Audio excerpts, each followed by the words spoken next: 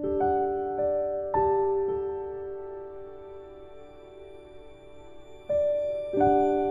Friends, எல்லாருக்கும் வணக்கம். Welcome back to Aishu வீட்டு சமையல்.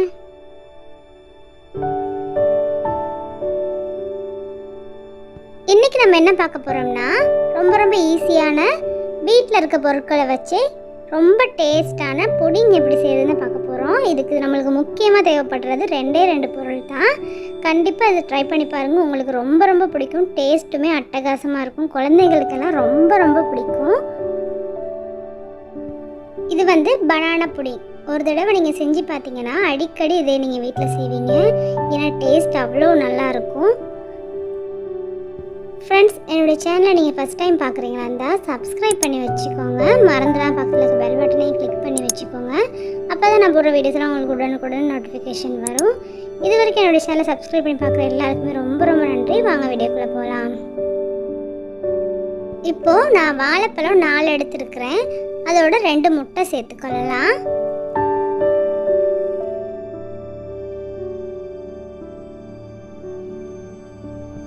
வாழைப்பழம் வந்து நீங்கள் எந்த வாழைப்பழம் வேணாலும் சேர்த்துக்கொள்ளலாம். நல்லா பழுத்த வாழைப்பழமாக சேர்த்துக்கோங்க. அப்போ டேஸ்ட் வந்து ரொம்ப நல்லாயிருக்கும். இந்த மாதிரி 2ஆ 3ஆ இந்த மாதிரி கட் பண்ணிக்கோங்க.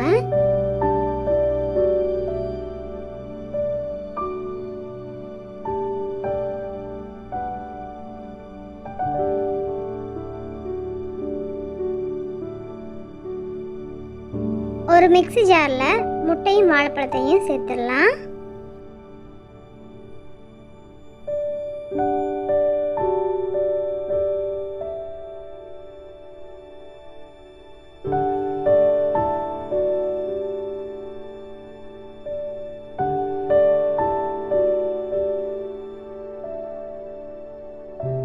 இப்போ இதை ஒரு பேஸ்ட் மாதிரி நல்லா அரைச்சிக்கொள்ளலாம்.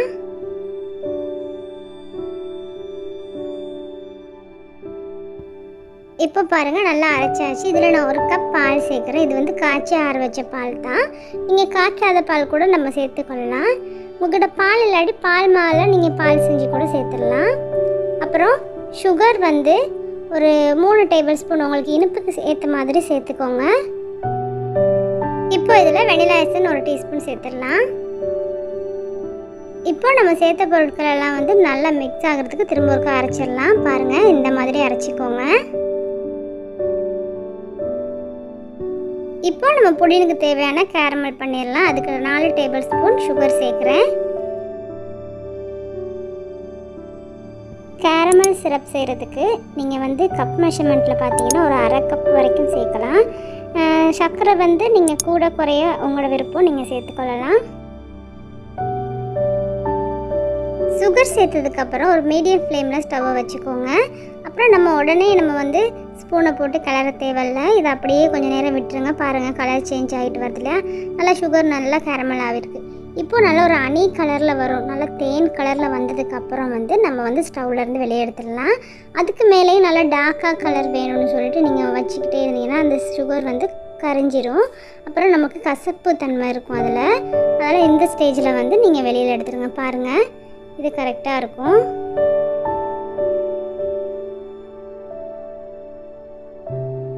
இப்போ நான் இதில் தான் புடிங் செய்ய போகிறேன். பாருங்கள், இதில் நம்ம கேரமல் பண்ணி வச்சுருக்க சுகர் சிரப்பு சேர்த்துடலாம். சேர்த்து நல்லா ஸ்ப்ரெட் பண்ணி விட்டுறலாம். சுற்றி வர இந்த கீழே அப்படியே எல்லா இடமும் படுற மாதிரி செஞ்சிடலாம்.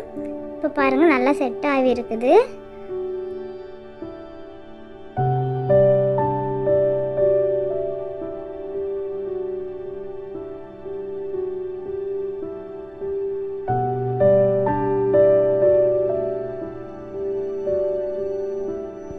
இப்போ இதில் நம்ம அரைச்சி வச்ச மிக்ஸியை சேர்த்துடலாம். அதுக்கு ஒரு வடிகட்டியை வச்சு நான் வடித்து தான் சேர்க்குறேன்.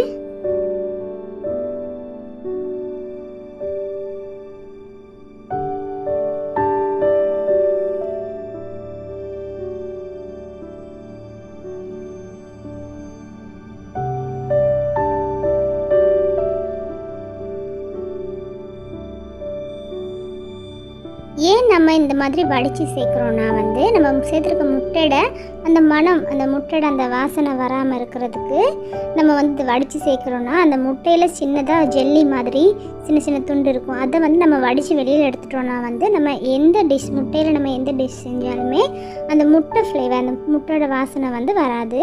இந்த மாதிரி நீங்கள் பார்த்துக்கோங்க. பாருங்கள், இப்போ எல்லாமே வடித்து எடுத்தாச்சு.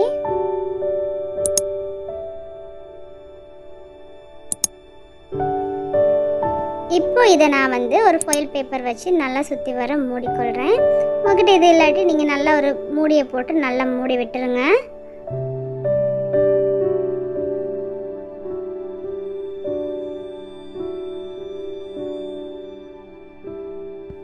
இன்றைக்கி நான் வந்து ரைஸ் குக்கரில் தான் வந்து இந்த புடிங்கை நான் அவிக்க போகிறேன். அதுக்கு நான் ஒரு குக்கீஸ் கட்டர் தான் வச்சுருக்கிறேன். நீங்கள் அதை இல்லாட்டி உங்கள்கிட்ட ஏதாச்சும் ஸ்டாண்டோ எது இருந்தாலுமே அதை சேர்த்துக்கிட்டு அதில் கொஞ்சமாக தண்ணி சேர்த்துக்கோங்க. அப்புறம் நம்ம வந்து செஞ்சு வச்சுருக்கிற அந்த புடிங் ட்ரேயை வந்து உள்ளே சேர்த்துடலாம்.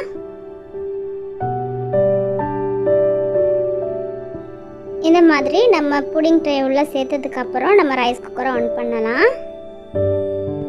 இதை இப்போது ரைஸ் குக்கரில் ஒரு 25லேருந்து 30 நிமிஷம் நம்ம வேக வச்சு எடுத்தால் போதும். கரெக்டாக இருக்கும் வேகிறதுக்கு டைம் அது. இப்போ பாருங்கள், நம்ம ஓப்பன் பண்ணி பார்க்கலாம். ஒரு 25 நிமிஷம் ஆயிடுச்சு.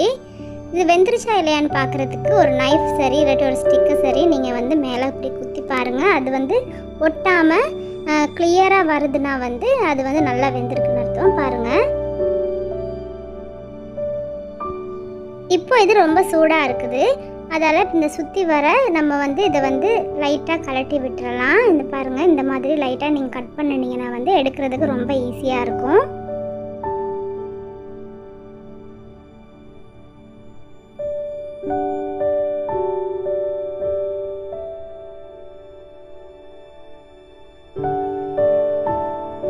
இப்போ நம்ம புடினை வந்து உடனே வந்து நம்ம பிளேட்டுக்கு மாற்றிடக்கூடாது. நல்லா ஆறுனதுக்கப்புறம் நம்ம வந்து ஒரு பிளேட்டுக்கு இதை மாற்றிடலாம். பாருங்கள், இப்படி மாற்றிக்கோங்க.